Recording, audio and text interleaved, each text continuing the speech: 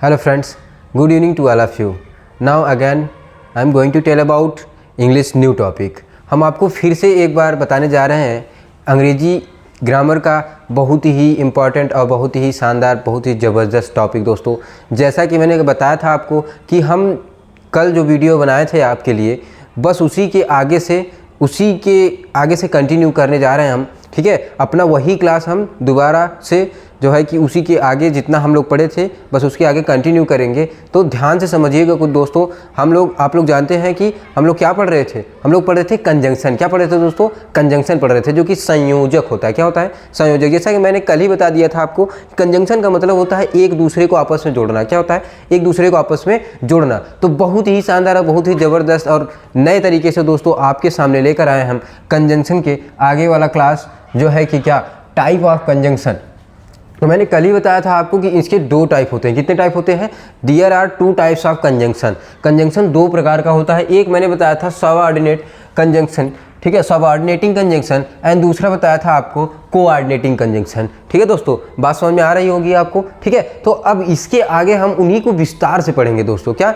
उन्हीं दोनों कंजंक्शन को विस्तार से पढ़ने की कोशिश करते हैं। ठीक, आइए चलते हैं हम अपने सबऑर्डिनेटिंग कंजंक्शन पर। ठीक, तो सबऑर्डिनेटिंग कंजंक्शन का मतलब क्या होता है? ध्यान से समझिए। सबऑर्डिनेटिंग कंजंक्शन का मतलब कि यह वह कंजंक्शन है जो आश्रित उपवाक्य, क्या आश्रित उपवाक्य, जैसे कि सबऑर्डिनेटिंग क्लॉज। सबऑर्डिनेटिंग क्लॉज मैंने आपको क्लास शायद अभी नहीं हुआ है, ठीक है, आगे आपको क्लास मिलेगा। ठीक, तो इसमें आप समझने की कोशिश करिए कि यह वह कंजंक्शन है जो आश्रित उपवाक्य सबऑर्डिनेटिंग क्लॉज को अन्य प्रधान उपवाक्य प्रिंसिपल क्लॉज से जोड़ता है। ठीक है, एक है जी कंजंक्शन का, सबऑर्डिनेटिंग कंजंक्शन का काम यही है कि वह जो है कि सबऑर्डिनेटिंग क्लॉज और प्रिंसिपल क्लॉज इन दोनों को आपस में क्या करता है? जोड़ता है दोस्तों। क्या करता है? जोड़ता है। ठीक है, दैट्स वेरी इजी दोस्तों, that's very easy. Some sentence, जैसे कि क्या है, कुछ वाक्य हमारे हैं, कुछ वाक्य क्या है इंपॉर्टेंट है, जो हमें जो वाक्यों को आपस में जोड़ते हैं, हमारे वाक्यों को आपस में क्या करते हैं? जोड़ते हैं, हमारे वाक्यों के बीच में संबंध को बताते हैं। ठीक है, तो क्या है दोस्तों, जैसे कि व्हेन है। क्या है? व्हेन है। देखिए, व्हेन हो गया, एज सून एज हो गया, आफ्टर हो गया, एंड बिफोर हो गया, वेयर हो गया, इफ मतलब क्या? अगर। इफ मतलब अगर हो गया, अनलेस क्या हो गया? अनलेस हो गया, सो मतलब इसलिए, लेट्स क्या होता है? लेस्ट होता है। ठीक है, उसके बाद बिकॉज हो गया, एंड थ्रो हो गया, एंड एज हो गया। ये ऐसे कुछ वर्ड्स हैं जो कि क्या कहलाते हैं? सबऑर्डिनेटिंग कंजंक्शन है। ये अगर ये जो है कि दो सेंटेंसों के बीच में लग जाते हैं तो उन्हें आपस में क्या करते हैं? जोड़ देते हैं। क्या करते हैं? जोड़ देते हैं। दो सेंटेंस के बीच में अगर आपस में लगे, दो सेंटेंसों के बीच में अगर ये यूज हुए तो उन्हें क्या करते हैं? आपस में जोड़ देते हैं। जैसे कि कुछ एग्जाम्पल्स के द्वारा हम समझने की कोशिश करते हैं।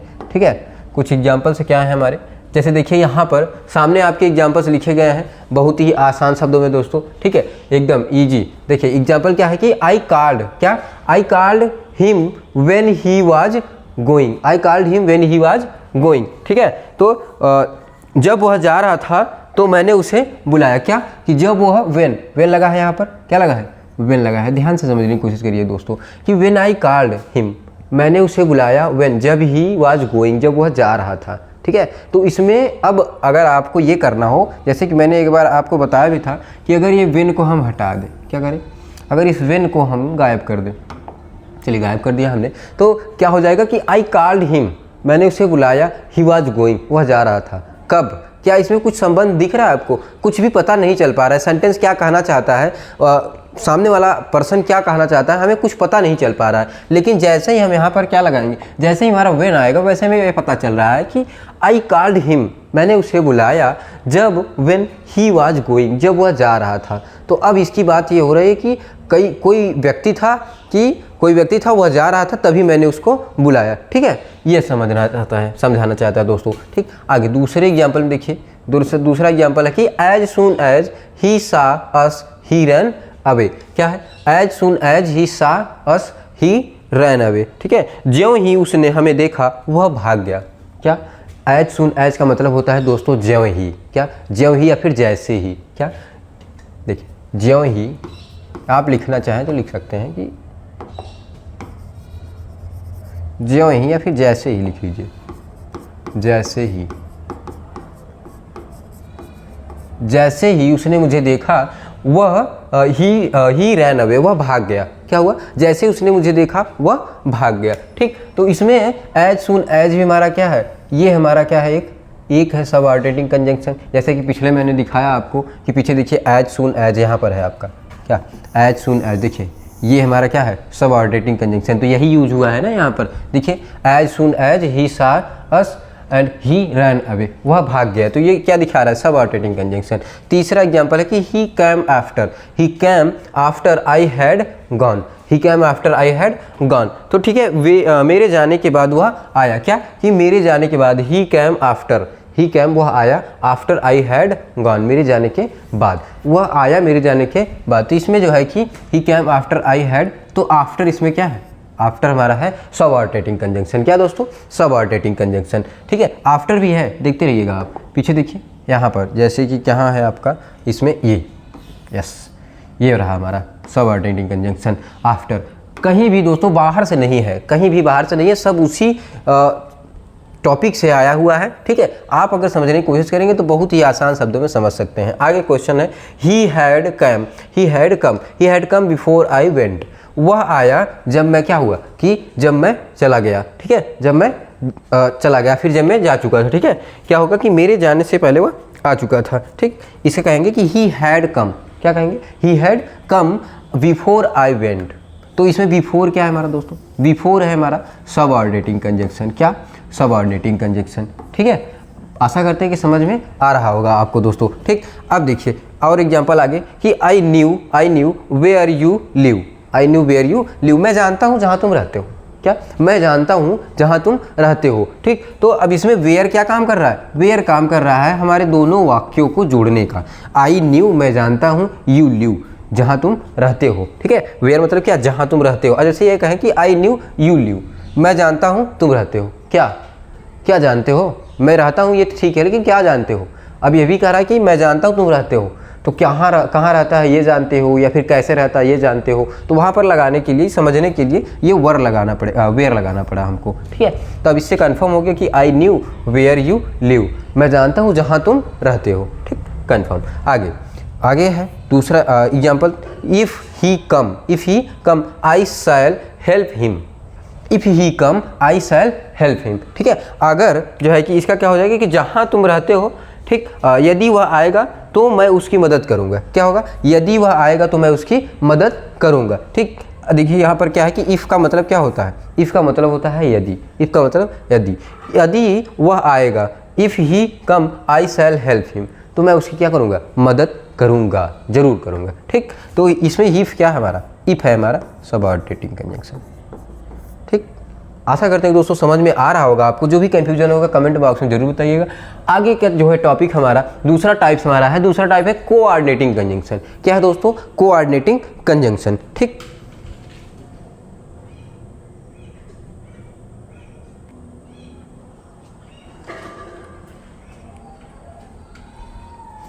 क्या है दोस्तों, कोऑर्डिनेटिंग कंजंक्शन। ध्यान से समझने की कोशिश करिए कि ये वे कंजंक्शन है जो दो समान क्लॉजेज या उपवाक्यों को क्या करते हैं, जोड़ते हैं। इसमें भी सेम चीज़ है दोस्तों, इसमें भी क्या है, सेम चीज़ है, लेकिन एक अंतर, इसमें डिफरेंस क्या है, एक डिफरेंस ये है कि उसमें क्या होता था कि सबऑर्डिनेटिंग क्लॉज होते थे, सबऑर्डिनेटिंग क्लॉज, और एक प्रिंसिपल क्लॉज होता था, उन दोनों को जोड़ता था, तब वह क्या कहलाता था, सबऑर्डिनेटिंग क्लॉज कहलाता था। लेकिन इसमें क्या है, इसमें दोस्तों यह है कि इसमें सेम क्या हो, जो दो समान क्लॉज हो, या तो प्रिंसिपल क्लॉज हो या फिर सबऑर्डिनेटिंग क्लॉज हो, दोनों समान ही रहेंगे। उनको जोड़ने का जो काम करेगा वो क्या कहलाएगा,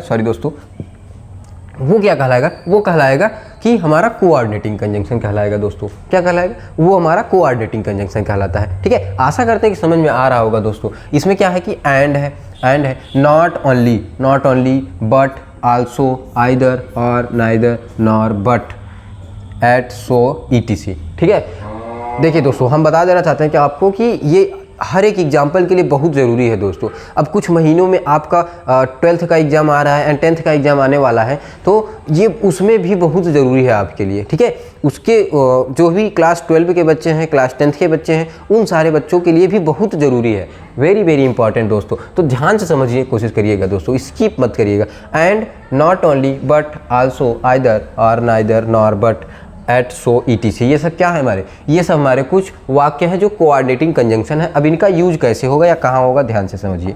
इनका यूज देखिए, कुछ एग्जाम्पल के द्वारा हम समझने की कोशिश करते हैं। क्या है, देखिए कुछ एग्जाम्पल क्या है हमारा।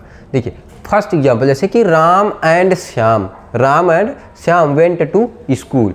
राम और श्याम स्कूल गए, ठीक है। राम और श्याम क्या किए, स्कूल गए। अभी एक ही वाक्य है, इसमें एक ही वाक्य क्या है, एक ही दो समान क्लॉज होंगे, उसी को जोड़ रहा है एक ही क्लॉज में। देखिए एक ये हो जाएगा और एक ये हो जाएगा, ठीक। तो इनको जोड़ने का काम कर रहा है एंड, क्या कर रहा है, एंड कर रहा है। तो Ram and Shyam went to school, तो इसमें एंड क्या हो जाएगा हमारा, एंड हो जाएगा कोऑर्डिनेटिंग कंजंक्शन। क्या हो जाएगा, कोऑर्डिनेटिंग कंजंक्शन, ठीक। और दूसरे क्वेश्चन पे देखिए दोस्तों कि क्या है, नेक्स्ट क्वेश्चन कि नॉट ओनली। अब देखिए इसी में पता चल गया, सामने पहले ही पता चल गया। देखिए इसमें नॉट ओनली आया हुआ है, नॉट ओनली, ठीक है। तो पहले ही पता चल गया कि कोऑर्डिनेटिंग कंजंक्शन इसमें क्या है, नॉट ओनली। क्या है, सॉरी क्या है, यहाँ पर क्या है, नॉट ओनली क्या है हमारा, ये हमारा कोऑर्डिनेटिंग कंजंक्शन पहले ही आ गया कि not only you but also I have gone there, ठीक है। इसका ये हो जाएगा कि न केवल तुम बल्कि मैं भी वहाँ गया हूँ। न केवल तुम बल्कि मैं भी वहाँ क्या हूँ, गया हूँ, ठीक है। इसकी हिंदी ये हो जाएगी कि not only you but also I gone there, ठीक है। न केवल तुम बल्कि मैं भी वहाँ गया हूँ। आगे देखिए कि आइदर राम और रमेश विल गो, ठीक है। इसका ये हो जाएगा कि या तो राम या रमेश जाएगा। क्या हो जाएगा दोस्तों, आइदर राम और रमेश विल गो, या तो राम या फिर रमेश जाएगा, ठीक है, या राम या रमेश जाएगा। तो इसमें आइदर हमारा क्या हो जाएगा, कोऑर्डिनेटिंग कंजंक्शन हो जाएगा, ठीक है। आगे नाइदर, देखिए ये भी क्या हो जाएगा, नाइदर कोऑर्डिनेटिंग कंजंक्शन। एकदम आसान शब्दों दोस्तों। हमें आप देखिए एक केवल इन वाक्यों को आप लर्न कर लीजिए, केवल इन वाक्यों को लर्न कर लीजिए। इन वाक्यों को लर्न करने के बाद आप कहीं भी इन वाक्यों को देखिए, बस आप तुरंत वहाँ पर लिख सकते हैं कि हाँ ये हमारा क्या है, कोऑर्डिनेटिंग कंजंक्शन है दोस्तों, ठीक। तो neither Ramesh nor Suresh pass this year, ठीक है। इसका हो जाएगा कि ना तो रमेश न सुरेश इस साल पास हुए, ना तो रमेश पास हुआ और ना ही सुरेश पास हुआ। दोनों फेल हो गए निकम्मे, दोनों फेल हो गए निकम्मे, ना तो सुरेश पास हुआ ना तो रमेश पास हुआ, ठीक। तो इसमें नाइदर क्या हो जाएगा, कोऑर्डिनेटिंग कंजंक्शन। अब देखिए आगे का क्वेश्चन, ही वाज इल। क्या आगे क्वेश्चन है कि he was ill at he went there. वह क्या है, बीमार है, वह बीमार था। ही वाज इल, वाज है ना था, he was ill at he went there. वह बीमार था फिर भी वहाँ गया। क्या, वह बीमार था फिर भी वहाँ गया दोस्तों, ठीक है। बीमार था फिर भी वहाँ गया, ठीक। इस समय स्वास्थ्य थोड़ा सा डाउन चल रहा है दोस्तों। तो he was ill at he went there. तो इसमें एट हमारा क्या हो जाएगा, एट हमारा हो जाएगा कोऑर्डिनेटिंग कंजंक्शन दोस्तों। लास्ट क्वेश्चन शायद है दोस्तों कि he was ill so he did not go. वह क्या था, वह बीमार था इसलिए नहीं गया, वह बीमार था इसलिए नहीं गया, ठीक है। जैसे किसी ने पूछा कि वह स्कूल क्यों नहीं गया, तो उसने बता दिया, या फिर किसी ने भी बता दिया कि ही वाज इल, वह बीमार था, सो ही डिड नॉट गो, इसलिए वह स्कूल नहीं गया, फिर वह इसलिए वह नहीं गया। तो इसमें क्या हो जाएगा, सो हमारा क्या हो जाएगा, सो हमारा हो जाएगा, ये इसमें देखिए एट हो जाएगा। एक छोटा सा हम राउंड कर दे रहे हैं ताकि आपको इससे पहचान आसानी से हो जाए कि हाँ यही है हमारा क्या, कोऑर्डिनेटिंग कंजंक्शन, ठीक है। बाकी और तो आप लोग समझ ही चुके होंगे, आप पीछे वाले स्लाइड पर देखिए। हाँ दोस्तों आगे अब देखिए नेक्स्ट हमारा कुछ है एक्सरसाइज, कुछ हमारे क्या है, एक्सरसाइज है, ठीक है। अब इसमें आपको बताना है, इसमें क्या करना है, आपको खुद बताना है कि इसमें क्या फील होगा, इसमें क्या भरा जाएगा दोस्तों। ये बहुत ही आसान है दोस्तों। अगर आप कोई आप अगर ये पीछे वाला स्लाइड जितना भी मैंने पढ़ाया अभी ध्यान से सुने होंगे या ध्यान से समझे होंगे तो आप आसानी से इसे गारंटी कहते हैं कि अगर आपने ध्यान से सुना होगा, ध्यान से समझे होंगे तो ये आसानी से कर सकते हैं आप। इसमें कोई बहुत बड़ी तोप वाली बात नहीं है, ठीक है, बहुत ही आसान है दोस्तों। देखिए जैसे कि क्या कह रहे हैं कि आई वेंट टू आगरा सादा ताजमहल। मैं कहाँ गया? मैं आगरा गया और मैंने क्या देखा? ताजमहल। देखिए आंसर निकल गया हमारे मुंह से, क्या निकल गया? और। एंड मतलब क्या होता है? और होता है। तो यहाँ पर क्या फिल कर देंगे हम? एंड फिल कर देंगे दोस्तों। क्या फिल करेंगे? एंड फिल कर देंगे तो वो क्या हो जाएगा? और हो जाएगा, ठीक। और देखिए ही कैम टू मी, वह आया, ही कैम टू मी, वह मेरे पास आया। गिव दिस बुक, और किताब दिया, ठीक। अब देखिए इसमें भी निकल गया आंसर, एंड हो जाएगा। क्या हो जाएगा? एंड हो जाएगा। देखिए जो चीज़ें हमें इंग्लिश में कभी कभी नहीं समझ में आती हैं वो चीज़ें कभी कभी हमें हिंदी में आसानी से समझ में आ जाती हैं, ठीक है। लेकिन हम कोशिश ये करेंगे कि इंग्लिश में ज़्यादा से ज़्यादा समझें। देखिए आगे तीसरा क्वेश्चन हमारा कि the sun is bigger the moon. अगर हम ये कहें कि जो है कि सूर्य चंद्रमा से बड़ा है तो इसमें क्या लगा रहे हैं? सूर्य चंद्रमा से बड़ा है, ठीक। तो क्या लगा रहे हैं कि द सन इज बिगर, सूर्य बड़ा है, देन द मून, किससे? चंद्रमा से। क्या लगाएंगे यहाँ पर? देन लगाएंगे दोस्तों। क्या लगाएंगे? देन लगाएंगे, ठीक। आगे डू। अब देखिए यहाँ पर ये देखने के बाद आपको कुछ याद आया दोस्तों? कुछ याद आया? इसमें याद आ रहा होगा आपको कि गांधी जी ने क्या कहा था हमें? डू और डाई, करो या मरो। अब करना है तो करो, नहीं तो मर जाओ, जीने का कोई फायदा नहीं, ठीक। गांधी जी का यह सिद्धांत था दोस्तों, ठीक है। तो यहाँ पर क्या लगा देंगे कि डू और डाई, करो या मरो, ठीक। And he is taller you, dash में है, ठीक। तो डैश में क्या फील होगा दोस्तों? He is taller than you, वह लंबा है आपके अपेक्षा, वह लंबा है आपसे, ठीक। यहाँ पर क्या भर देंगे? देन भर देंगे दोस्तों। क्या भर देंगे? देन, ठीक। अब देखिए क्वेश्चन नंबर 6 एंड लास्ट है, ये मैं आपके लिए छोड़ रहा हूँ। आशा करते हैं कि आपको समझ में आया होगा। अगर आपने ध्यान से सुना होगा और ध्यान से समझा होगा तो गारंटी कहते हैं कि आप इसे कमेंट बॉक्स में इसका आंसर जरूर बता देंगे दोस्तों, ठीक है। तो क्या इसे मैं ना करूँ? मैं नहीं कर रहा, ठीक। मैं इसे नहीं कर रहा हूँ, मैं इसे आपके लिए छोड़ दे रहा हूँ। अब ये आपकी गारंटी कि इसे आप कर लीजिएगा, ठीक है। अगर नहीं भी आ रहा होगा, नहीं समझ में आ रहा होगा तो आप कमेंट बॉक्स में बताइएगा, हम उसको आपको हल करवा देंगे। लेकिन एक ही क्वेश्चन है, आपको आना जरूर चाहिए दोस्तों, ठीक है। अब देखिए क्या है आगे। हो गया दोस्तों, इतना ही था हमारा कंजंक्शन। इतना छोटा सा टॉपिक है कंजंक्शन दोस्तों, एकदम छोटा सा, ठीक है। तो अब आप लोग इसे बहुत ही ध्यानपूर्वक से एकदम अच्छे तरीके से, ठीक है, पढ़ लीजिए और लर्न कर लीजिए सब कुछ, ठीक। इसमें का कुछ टॉपिक जो है इम्पॉर्टेंट कुछ क्या है? इम्पॉर्टेंट कुछ ये है कि ये चीज़ें देखिए यहाँ पर दिया है, ये कुछ ये वर्ड जो हैं, ये वर्ड्स आप इसमें का ये वर्ड हो गया और कोऑर्डिनेटिंग कंजंक्शन के कुछ ये वर्ड्स, ये अगर आप लर्न कर ले रहे हैं, ये दोनों वर्ड, इन दोनों में टॉपिक्स के जो वर्ड हैं अगर लर्न कर ले रहे हैं आप, तो आपको बहुत ही ज़्यादा आसानी हो जाएगी कोई भी क्वेश्चन करने में, कंजंक्शन का कोई भी क्वेश्चन करने में एकदम आसानी हो जाएगी, ठीक। तो आशा करते हैं कि आपको समझ में आया होगा दोस्तों। जो भी कन्फ्यूजन होगा आप कमेंट बॉक्स में जरूर बताइएगा। आज के लिए इतना बहुत है दोस्तों, बने रहिए हमारे यूट्यूब चैनल KCC संगम पर। थैंक यू दोस्तों।